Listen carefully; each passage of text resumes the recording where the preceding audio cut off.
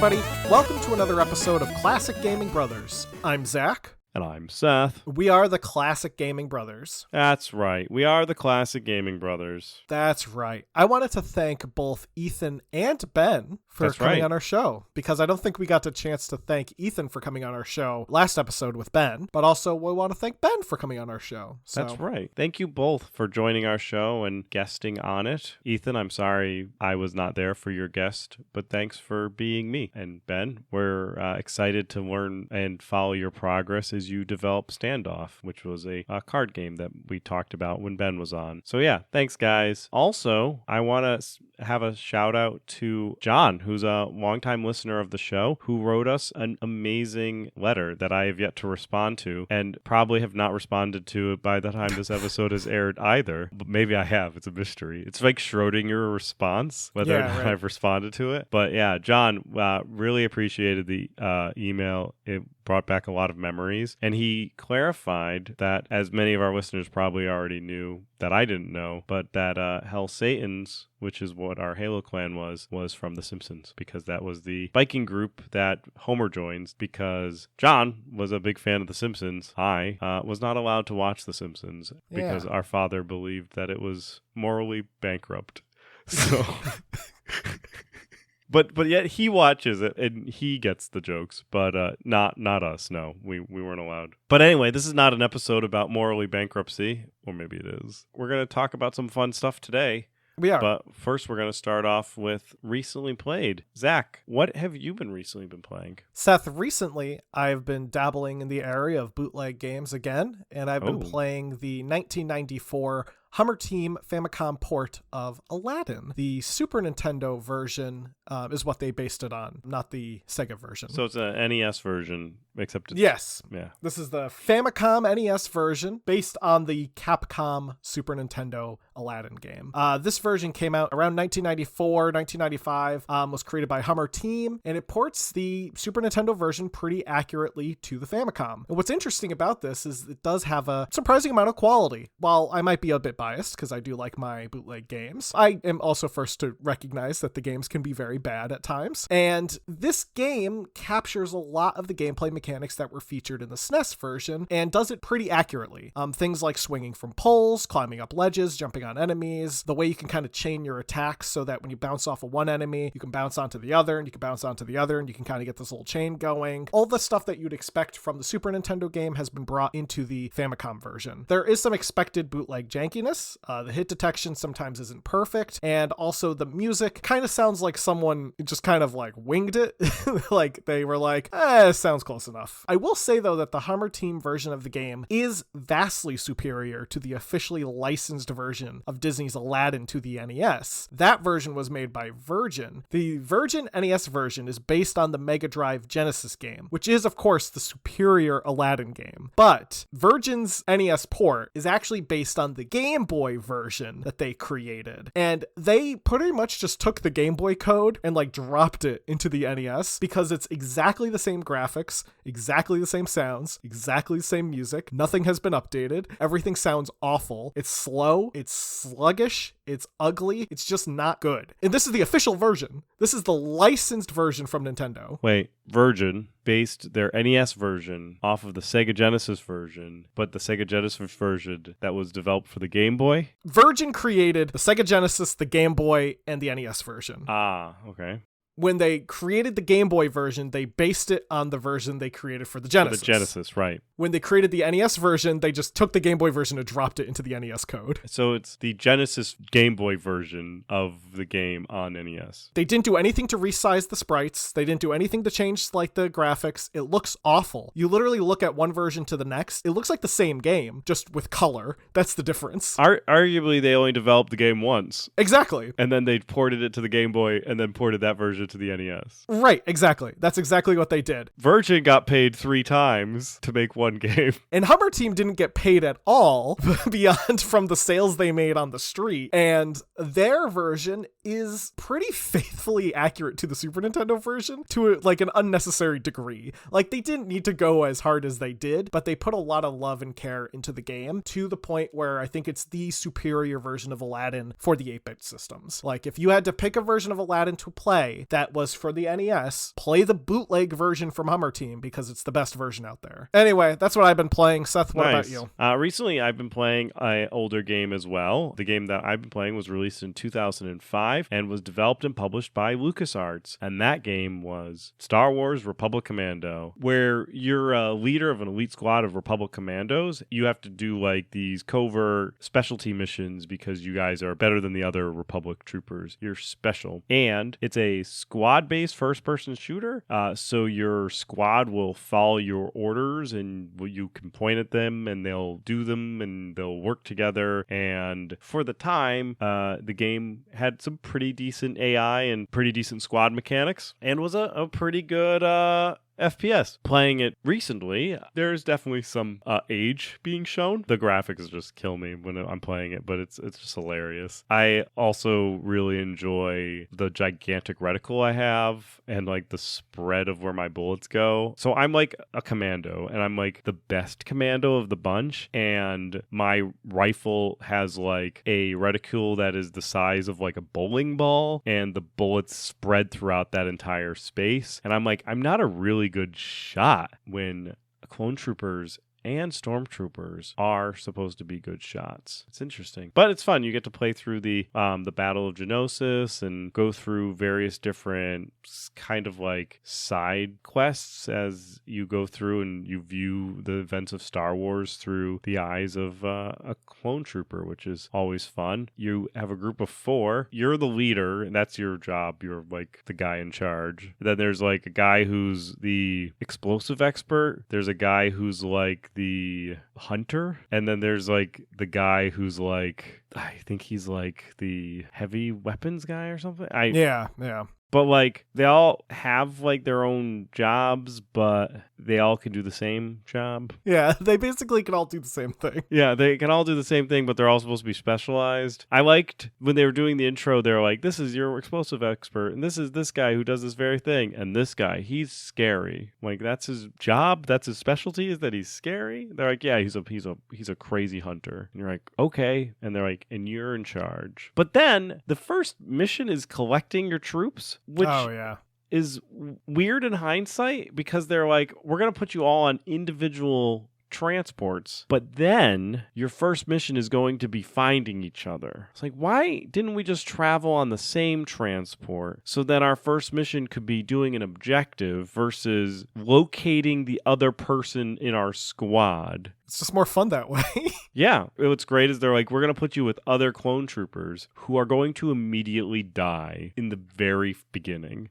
You ride in with the clone trooper and a Geonosian guy, like jumps on the plane and just kills your other guy. And then there's like this clone trooper who somewhere has the ability to see what's going on in the battle. And he provides you like Overwatch. And he's like, okay, yeah, everything's messed up now because our whole plan went tits up. So you got to go connect up with your rest of your squad, and I'm gonna be here guiding you along. And I'm like, where are you? Like, what is going on? Like, it's just questionable. But anyway, it's fun. It's fun. Like, that era of Star Wars games can be fun. There is that like right around the early 2000s, there was a series of Star Wars games that came out that were always just a joy and a pleasure to play, and Republic Commando was one of those. Yeah, I like Republic Commando. I don't think I've ever beaten it, but I have played it a few times, just the like opening sequence. I don't know why I haven't like actually sat through and beaten it, but you know what? I never feel the need to. It's not everyone's cup of tea. Anyway, we're talking about something else today. We're talking about a game that Ethan talked about because Ethan was actually recently playing the sequel to this game. We're talking about Psychonauts, specifically the history and the legacy that it left. Now, to start us off, we should remind everyone about Tim Schafer. Tim Schafer is someone who we brought up before when we talked about the history of The Secret of Monkey Island, as he was a key player in the early days of LucasArts, at the time Lucasfilm Games. Before he got his start there, Tim was a computer science student at UC Berkeley. While at school, he started to become interested in writing, and he took on various internships at smaller corporations to develop databases. He had dreamed of using his time at these internships to kind of leverage and get a bigger job at a company like Atari. But after applying to Atari and Hewlett-Packard, he was rejected many times. When the opportunity arose, he decided to apply for a position at Lucasfilm Games, as they were looking for a programmer who also had a knack for dialogue. Now, which sounds like the perfect fit for Tim Schafer when you know about him. Like, someone interested in writing but also has a computer science background. That's like perfect. Now, Tim got on a phone call with David Fox, a game designer at Lucasfilm Games, and began to gush about his love of the Lucasfilm game Ball Blaster. This was, as Tim would realize, a grave error, because Lucasfilm Games never put out a game called Ball Blaster. They put out a game called Ball Blazer, but Tim had only played the pirated version of the game, which had the name changed. Perfect. So he's going on and on about how much he loves Ball Blaster. Meanwhile, I assume David Fox is just sitting there being like, this kid didn't even pay for our game. While this might seem like a job-threatening blunder, David actually said to Tim, send us your resume. And Tim did, along with a little comic that he put together. And in the comic, it features him applying for and getting the job at Lucasfilm Games. And the text for the comic is done in the style of a text adventure. This proved to be a good move, as he got the job in 1989 and was brought on as a scumlet, which was a kind of awful-sounding term for the people who would work as programmers for Scum, pretty much being the people who would implement the features and ideas of the lead game designers. So a lead game designer would come up to a scumlet and say, hey, I want this in the game. The scumlet's job was to make it happen. Tim Schafer's early work included playtesting Indiana Jones and the Last Crusade, the action game, and working on the NES port of Maniac Mansion. Tim and another LucasArts colleague, David Grossman, were soon approached to work on The Secret of Monkey Island, where, according to the game creator Ron Gilbert, they would go on to write about 2/3 of the dialogue. Following this, he would help with Monkey Island 2 and would go on to become the project lead on Day of the Tentacle, which was the sequel to Maniac Mansion. His first solo project was Full Throttle, which is a biker-themed adventure, which is a game that I still have yet to play today, and is probably something that I should probably play, since I'm a fan of a lot of Tim's work. He would also go on to design Grim Fandango, which we have an episode about, and is also an amazing adventure game. Now, while Tim led a solid career at LucasArts, he would go on to leave the company in 2000 to start his own company, Double Fine Productions, which is still going today, but is now a subsidiary of Microsoft. They would go on to soon get to work on their debut game, Psychonauts. Psychonauts reportedly began development back as far as 1995. Tim had the idea of including a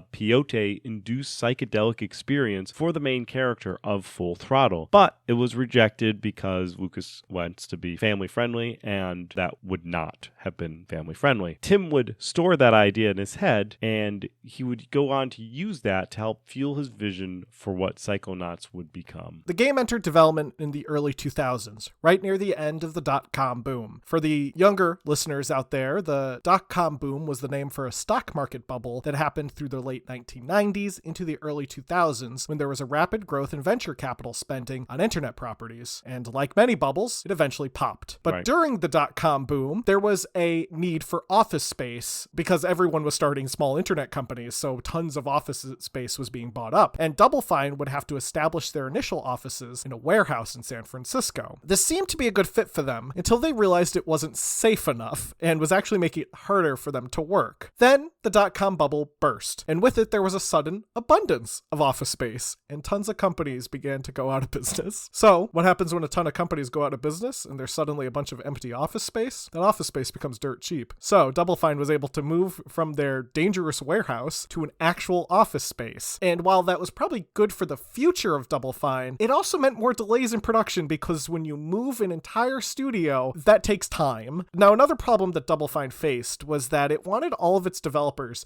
to have artistic freedom within the game. This seems like a great idea when you say it out loud, but when it actually comes to practice, it caused a lot of strife within the team. Some members would want to design levels a certain way, others would want it designed a different way. At one point, it was also decided that levels would be generated by the artists, but this left the level designers frustrated because they felt like they had no input into the design of the levels, which was their job. There was also an issue with the fact that levels were being generated outside of the standards that were expected. Due to an issue with the tool sets that were being used. Basically, people weren't properly trained on these tool sets, and when different people brought what their own personal knowledge was and using these tool sets, you got different quality. Tim Schafer was supposed to be overseeing the process of using these tool sets, but he was too busy and ultimately was tied up doing too many other things around the office because his job was basically doing every job. So this works, it doesn't work sometimes, right? So I think with like when you come to where you're like, all of the artists can do whatever they want, there needs to be some unified vision of the game. There needs to be like something that ties everything together. But I was recently reading about BioWare and how they would divide characters up with writers, and like that was your character. Especially Dragon Age 2, the writer for Varric, who is the dwarf, they're like, I don't want to write a romance. So Varric was not romanceable because they were like, no, I'm not doing that. They're like, I don't like writing romances and I'm not doing it. And they owned the Varric character, so they weren't romanceable, which I didn't really know. So I guess it can work when you divide things up like that, where like people own characters and they kind of own every aspect of it. But like when you're owning levels, that's a little different than like owning a character. So I think allowing people freedom to do what they can do can work in instances. I don't think it was this instance where it would work well. Now, a lot of the problems that Double Fine was facing ended up being ultimately solved because in 2003, they decided that they were going to pretty much cut down the level design team. So all of the level design team was shrunk down to one person. And then it was decided that they were going to unify level design into art and create a world building team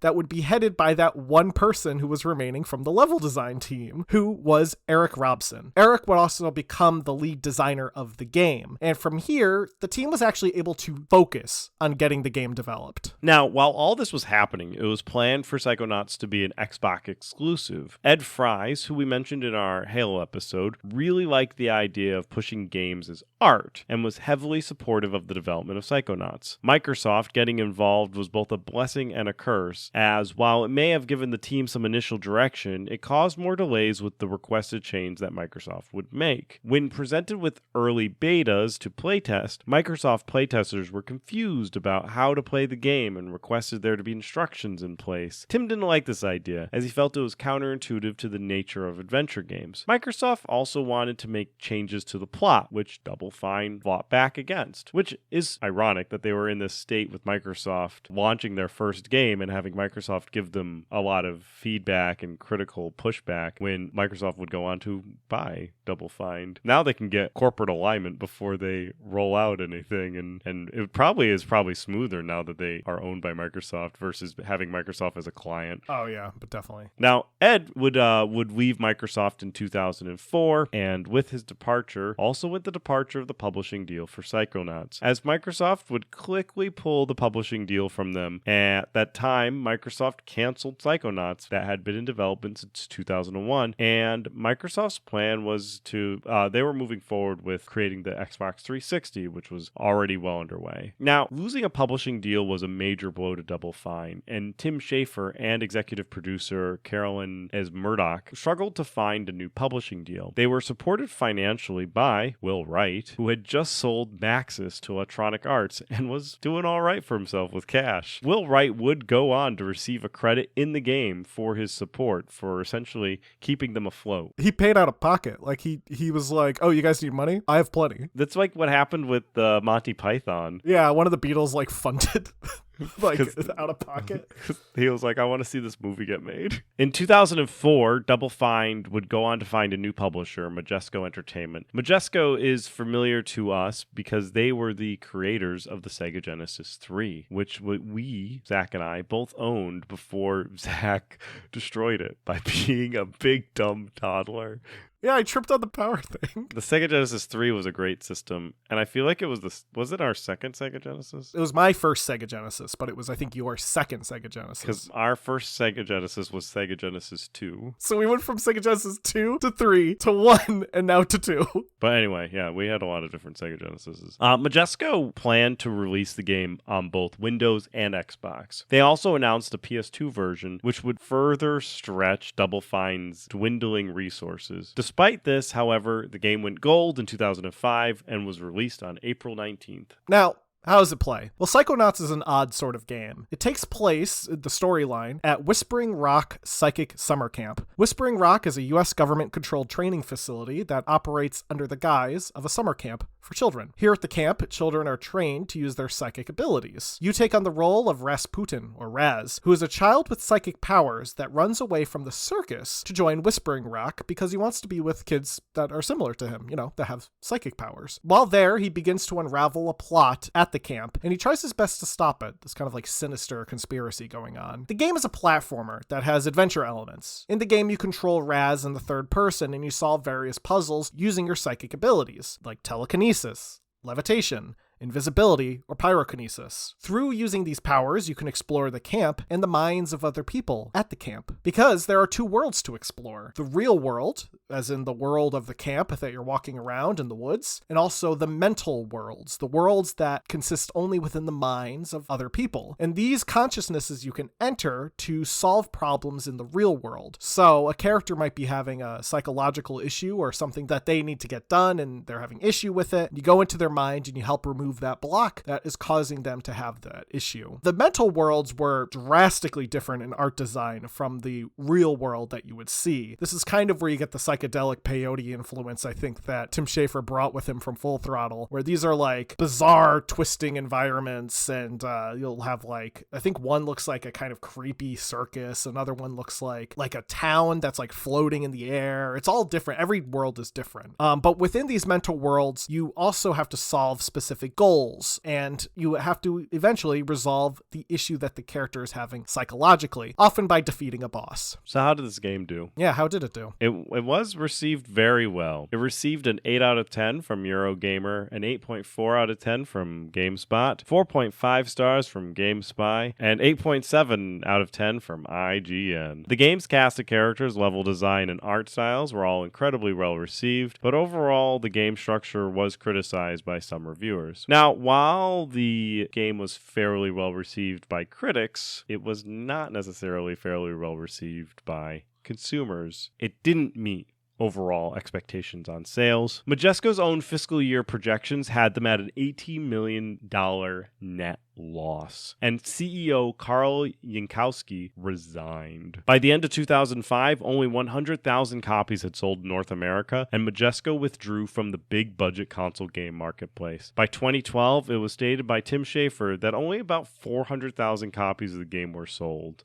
Not good, especially for a game that was released in 2005, and by 2012, only 400,000 copies were sold. This was supposed to be a big game, and it was not. Majesco's rights in 2011 expired over the game, and the game rights completely reverted back to Double Fine. The game, when the rights were expired, was removed from various online services, such as Xbox Live, due to technically being unpublished. The game would go on to be republished under the Microsoft Studios name and were released again on Xbox Marketplace in February of 2012. When did Microsoft buy Double Fine? 2019. Oh, nice. So they were able to get Microsoft to publish them and re-release them before they were bought. Now, with the rights expiring and then being republished on digital storefronts like Steam, Humble Bundle, and GOG, the game actually saw a renewed life. It is reported that 1.2 million copies sold after the acquisition of the rights. This breaks down so that there was 736,000 copies sold via Humble Bundle, 430,000 copies sold via Steam, 32,000 copies via GOG, and 23,000 copies sold via the Humble Store versus Humble Bundles. So it really truly took on the cult classic type of moniker, as it didn't sell very well in the beginning, and then people really like Psychonauts a lot, and it really got this retro love for it. That's where I got my copy. I got in June of 2012, which was right after the rights reverted back to Double Fine, and it was put onto Steam. And I actually got my copy through Humble Bundle. So one of those 700,000 copies was my copy, because I remember getting the Humble Bundle with the Psychonauts key in it. It was one of the earliest Humble Bundles that I think I bought. It might have been one of the earliest Humble Bundles. But yeah, it definitely saw a renewed life. Now, Tim Schafer, for a long time, always expressed interest in developing a sequel. He reportedly had started pitching it to various publishers early on, but was often turned down just due to the strangeness of the ideas that he had. Tim made mention of the sequel when he was working on the Kickstarter for Broken Age, and at one point Marcus Persson, the creator of Minecraft and at the time the owner of Mojang, expressed interest in funding the sequel, but ultimately he didn't. And apparently it was also revealed that he wasn't the only person offering to fund it out of pocket. There was like other millionaire game developers who were like, oh, we'd pay for that. I actually backed Broken Age. I am pretty sure I had a comment exchange with Tim Schafer on the Kickstarter for Broken Age. It's okay. Broken Age is an okay game. It's a fun little light-hearted adventure game. I think one of the issues I had with Broken Age was there was a delay to the second part. So you played the first part, and then there was a very long delay till the second part came out. Yep. And I don't like when that happens with games because I lose interest with them very quickly, and I would like a completed game. I don't think I've beaten it today, but it's still a pretty fun game. Now, Psychonauts 2 was officially announced in 2015, and it was announced that it would be using Fig as a tool to crowdsource the game. The campaign raised $3.3 million, and officially the game was released in August of 2021. So it had quite a bit of a development period, and there is quite the story behind Psychonauts 2's development as well. However, before Psychonauts 2 launched, a VR title called Psychonauts in the Rhombus of Ruin was released in 2017 as a standalone storyline. The character of Raz also appears in various other games like Brutal Legend, Costume Quest, and he has a cameo in Alice Madness Returns. And there is a documentary series that Ethan mentioned, but as a reminder to our listeners, it's called Psych Odyssey, and it is about the production of Psychonauts 1 and 2, and it's something like 36 parts, and like each part is over an hour plus long. And episode 1 is apparently just about Psychonauts 1. So if you want to learn more about Psychonauts, if you think that you're interested in hearing more about the story, trust us, there is more to it, and it goes into way more detail than what we even talked about. So check out Psych Odyssey. It's on YouTube. That's going to be our Psychonauts episode. We're going to move on to the Retro Rewind. We're going to refresh everyone since we haven't talked about the games that we assigned each other back in the episode where we talked about Banjo-Kazooie. Then I died, and we had a number of people came onto our show, and we haven't gotten back to it. So anyway, to remind everybody, Zach assigned me F-Zero, and I assigned him Shadow Force. So F-Zero, I played. It was actually released in 1990 and was a launch and first-party title for the Super Famicom. It is a fun, high-speed racing game that has some pretty tight controls for being so fast. Though I think the best part of F-Zero is the manual. The manual details out the backstory and the characters of F-Zero, which the game has no cutscenes or plot and is strictly racing. Like, you boot the game up and you are racing these futuristic cars in a futuristic race course, and there is nothing to do with the actual plot that is detailed out not only in a multiple sections of the manual where they have the backstory to the entire world as individual car and character diagrams and breakouts, but there's also a comic featuring Captain Falcon. So in case you didn't know, F-Zero is what happens when multi-billionaires who have earned their wealth through trading with the universe want to have a multi-planet spectacle because they are bored. They decide that they want to go watch super fast racing cars across the having alien, like everyone can compete. And Captain Falcon, who is, I would say, arguably the protagonist of F-Zero, is not only an F-Zero pilot, he's also a bounty hunter. And he spends his time between F-Zero races hunting down bounties because he's a pretty good bounty hunter. And the comic and the manual arguably has nothing to do with F-Zero because there's only one panel of him racing. The rest of it is literally him hunting down 2 different bounties. Like, the entire comic is just him hunting down bounties. They introduce another racer in the comic, but he's just mad that he went on his turf and took his bounty, so he was going to see him at the course and like beat him out on the race. But it's great. It's so much great additional information that you don't need to play F-Zero that's just available in the manual. So I recommend that if you're going to play F-Zero, which for the SNES and it's also on the N64, I enjoy both of them. I think they hold up for racing games. I think the controls are pretty tight and the speed is very fast, and it's great if you like racing games. But I recommend if you're going to want to play play F-Zero for the SNES, track down that manual and just flip through it. You can just Google F-Zero SNES manual, and like the first link is like the PDF of it. 100% recommend the read of that manual. It is a trip. It is what manuals should strive to be. Anyway, next week Zach can play The Lost Vikings for SNES. I will. Seth gave me Shadow Force, a 1993 arcade game from Technos. I played in the game as Coyote. There's a couple of different characters to play as. Coyote seemed like the fun one to play as because he looked like a big wolf man. And Coyote's pretty cool. He smacks people and he can do a fun little spin move when he attacks. The game is a beat 'em up,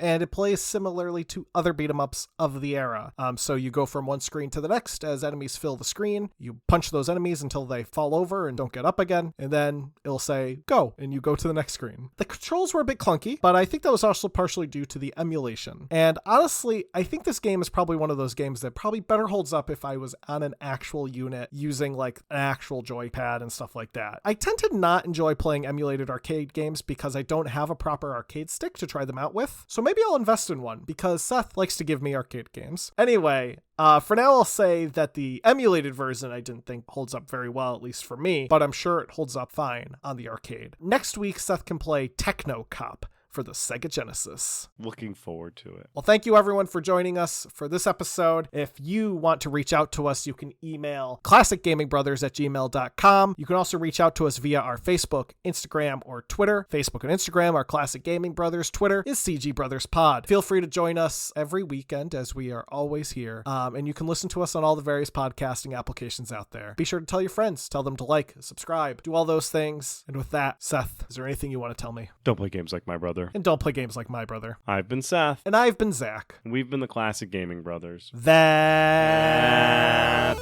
right.